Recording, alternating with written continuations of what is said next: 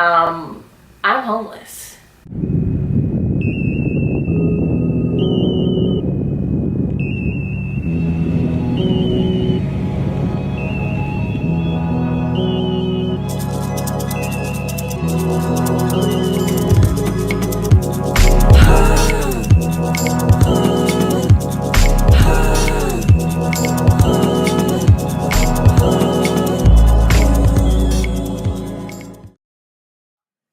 Hello Bets people, how are you guys doing today?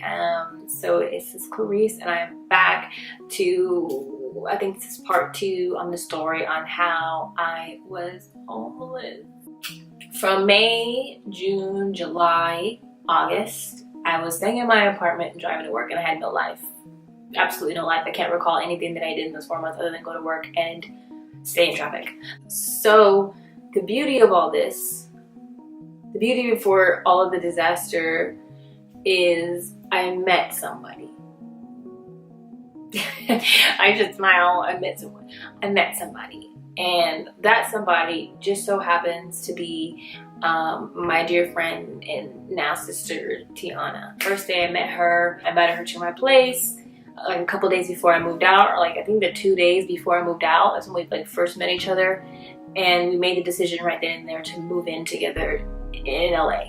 So I convinced her. No, I was kidding. But yeah, it was just because it was supposed to happen, and I believe it was supposed to happen this way, and that's why all the apartments got turned down. So here's the hard part. Okay, I'm homeless. Yeah, okay. She's like, yeah, cool, I'll move with you. But I mean, that's not something that's gonna happen right away because she has a whole life in the IE area. So it's like she can't just up and move. This doesn't work that way, unfortunately, you know? So we said that we were going, well, she said she was ready to move in, like in an apartment that we find in LA, October 1st. It's August, okay? Middle of August. So that means that I would have to be technically homeless from August 15th to October 1st. So that's like a month and a half. Or a month and 15 days or whatever. And I looked at her like, okay, homeless, like that means no home. That means go to work and not really know where I'm going after that. Wait a minute, this is complicated. And it is complicated. So, okay, so I had to put all my things in storage. Everyone I knew lived in the IE. I don't have any friends that live in LA or near LA or near where I worked.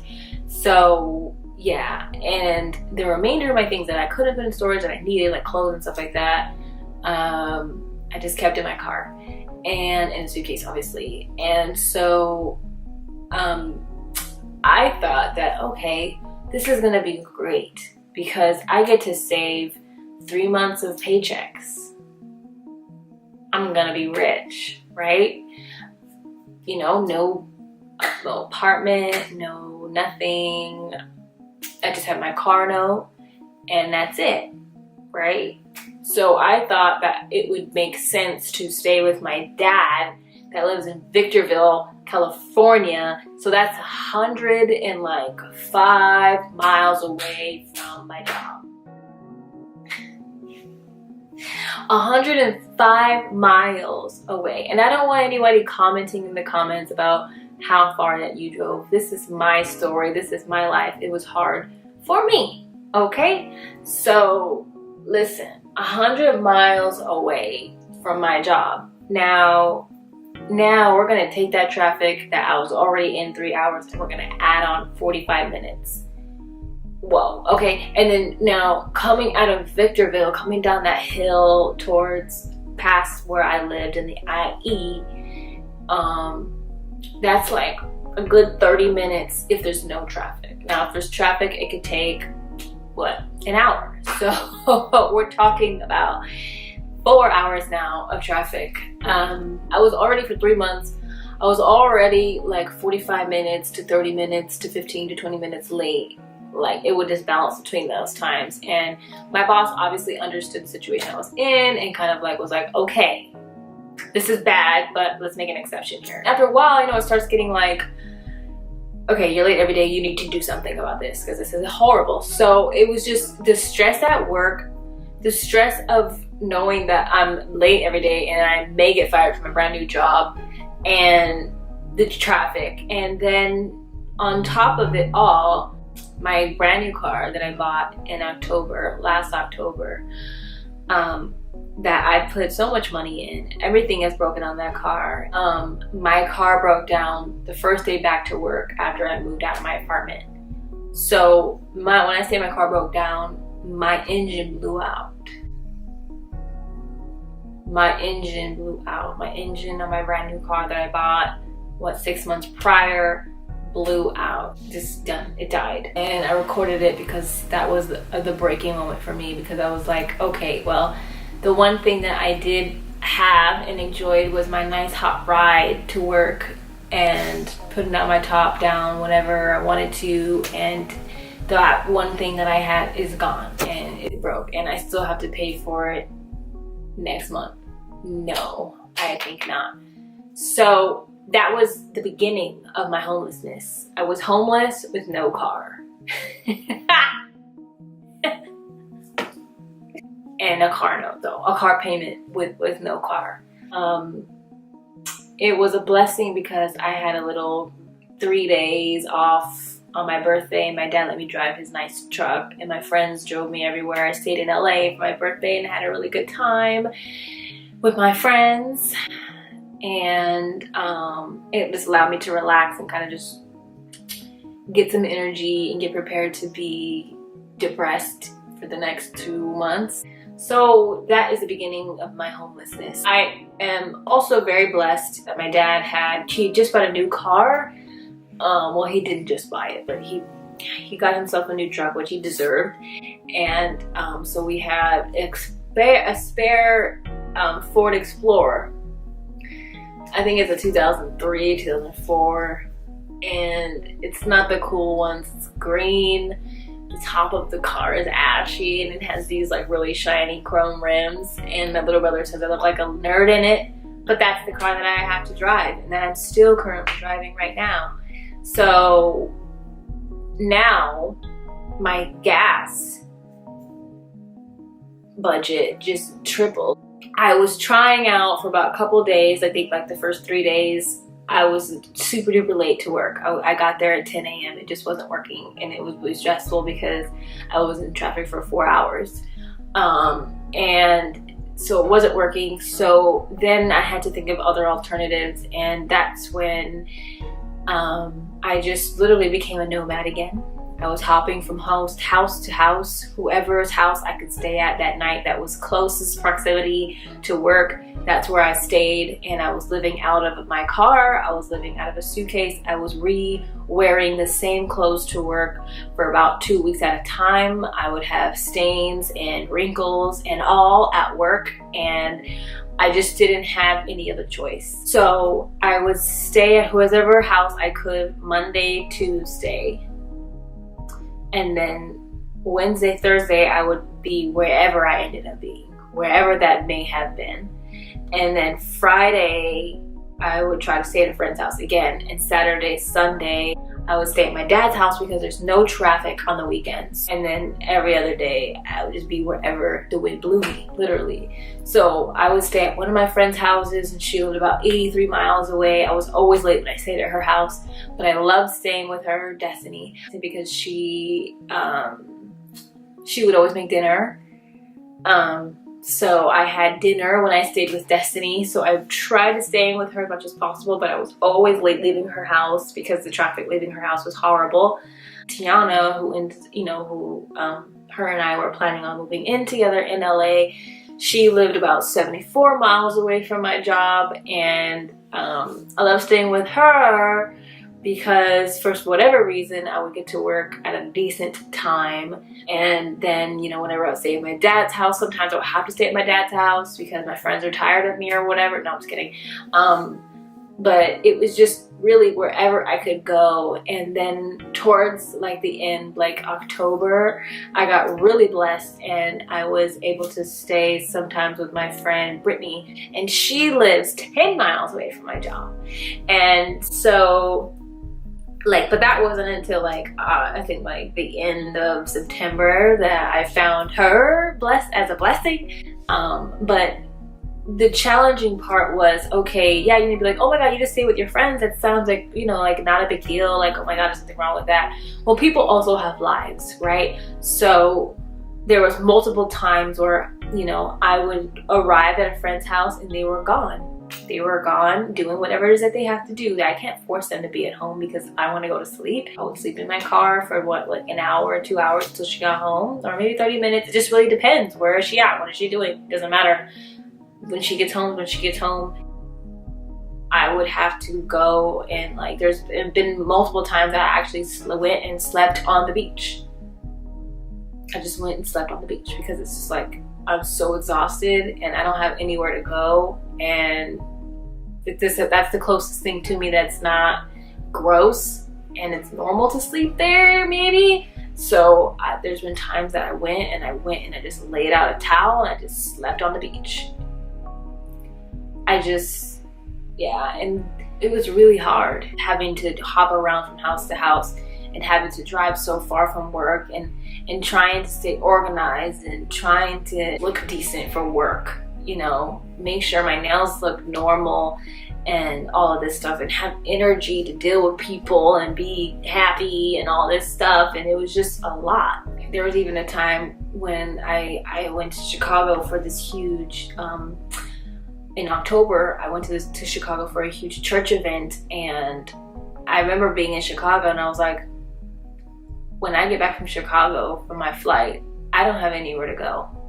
I'm gonna have to literally sleep in my car and then go to church in the morning, Sunday morning, and maybe wash up at church. And I'm gonna make a whole separate video on like my encounter with Tiana and the apartment that we found and all that, but I just really wanted to really break down in detail what the last 6 months of my life were looking like. And that's what it looked like. Homeless and just like trying to find energy, trying to find happiness, really, because I'm like, well, I left my comfortable home, my close proximity job for this. Just the emotional conversations that I had to have with myself every single day was just really crazy and hard and stressful, and just like I just had to find ways to keep sane. And I will say the one and only thing, and I will say the most beautiful birth out of this homelessness that I was in was my relationship with God. Like literally, like is the only thing and was the only thing that got me through it. I started getting discipled by one of my pastors in my church, and it was like every time we met up, all I could talk about was work. And people would always ask me, and I don't know if people ever ask you guys, it's like, what's your devotion life like what's your devotion life, or like, you know, do you pray and stuff like that. And it's like, that's such a general question. I felt like, yeah, I pray before I go to bed, but like I was finding myself like falling asleep and like not ever praying ever throughout the day, being stressed out and all this craziness. And she was like, well, how about you try praying in the morning? And I was like, no, it's really not my thing. I really felt like that was not my thing. Like, why would I pray in the morning? I should only pray at night when I got some music and I got some quiet and I'm like relaxed, and then I can talk to God. And she was like, how about you try this? How about you spend 10 minutes praying, 10 minutes studying the Bible, and then 10 minutes worshiping? And I was kind of just like, okay, I'll try it. As the months progressed, like my days were just like so hard and stressful that I was like, let me take the drive time and divide that up and use that, you know, for my time with God. So I would literally spend 10 minutes. Usually it'll go, I mean, sometimes it goes over. You don't have to be 10 minutes cut off, but I would spend about 10 minutes worshiping. So I'll listen to some worship music. And then I would spend 10 minutes reading my Bible. Now you may be like, Clarice, you were driving. Yes, you guys text and drive all day long. I'm in traffic, so right when the traffic would hit, that's when I'll pull out my mobile app, my Bible app, and I would do like just look up a scripture. Now maybe like, okay, well, like how do I read the Bible or whatever? I use this drive time and my devotion time as literally time to like my personal development, just like you got, like just like looking up quotes, like motivational quotes. That's how I look at the Bible, like my Google. So I would type in whatever I was feeling: anxious, anxiety, fear, anger, depression. I would just type in however I felt that morning, and I felt all of those things literally for the past 6 months. And I would look them up, and then I would look for scriptures that would, you know, obviously address that and just really help me get through that. And I would say every morning, like I just had like an aha moment every morning, and it would just like shift the way that I thought and felt. It took time. It takes time, obviously. So over time, it really started to actually hit home for me, and my days really started to change, and my mindset really started to change, and then it became routine for me. So then it didn't feel like I was like doing this to be like holy or anything. It just really became part of my life. It became part of my morning routine, and I still do it now without that drive. And it's really a beautiful way to set up your day, because you are just mentally preparing yourself for the day, and you're getting rid of all of that nasty excess, just annoyingness that tries to bombard your brain every morning. And I will say that that drive saved my life, because it literally shifted the way that I attack my day every day. And now, instead of letting the day run me, I run the day, because I set the tone for the day. And then I would obviously do a prayer and pray for things that I want and I need for that day. Like, I need strength, God. I need energy, Lord. I need clients today. I need to make a sale today. I need I need to feel joy. I need peace of mind. I need this anxiety to disappear. I need confidence in myself. I need confidence in my work. I need strategy on how to market myself. I need strategy on how to greet clients when they come to the door. I need strategy on what to say when people say that I'm just looking.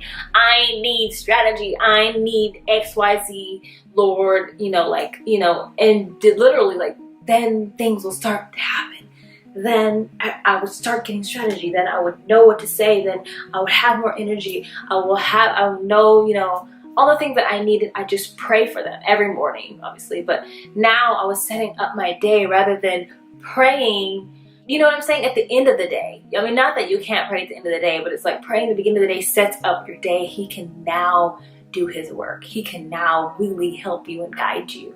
And that is what that drive did for me. It literally set up my relationship with God in a way that is just so beautiful, and I can't even describe anything that's better than that.